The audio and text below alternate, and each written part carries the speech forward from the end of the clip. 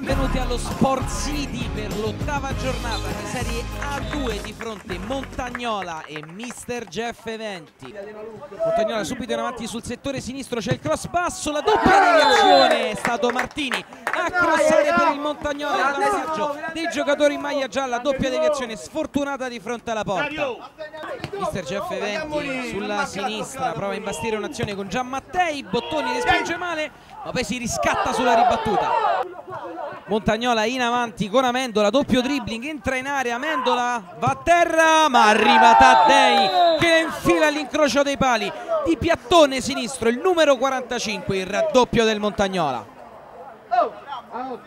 Morosini alla battuta del corner per il Mister Jeff Eventi, arriva Lupidi sul primo palo, di punta la mette dentro e accorcia le distanze per i suoi, disattenta la difesa del Montagnola qui.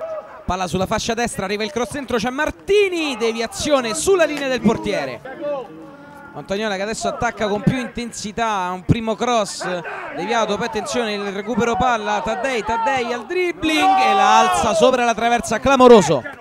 Guadagno in azione sulla tre quarti, prova addirittura il tiro, incrocio dei pali, Taddei traversa, sfortunato il Montagnola. Montagnola che spinge fortissimo, adesso in 2 contro 1 addirittura c'è Taddei, servito in area Taddei si divora anche questo. Edoardo Martini pronto alla battuta del calcio di punizione, rincorsa lunga, può anche tirare da lì Martini. Invece è una specie d'assist, il portiere respinge, la palla rimane in area, il sinistro e la rete del 3-1 di Amendola che mette la partita in ghiaccio per i suoi. Il Montagnola dopo tante occasioni sprecate trova il 3-1.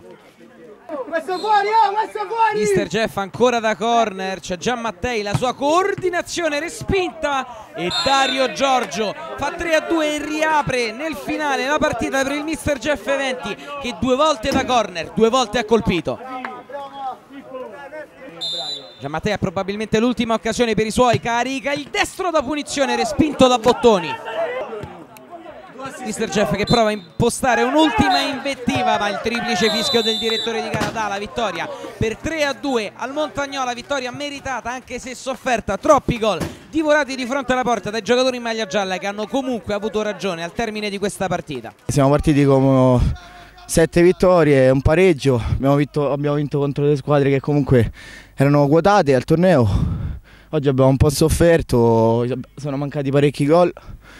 Però va bene così, finché siamo lassù guardiamo tutti dall'alto in basso.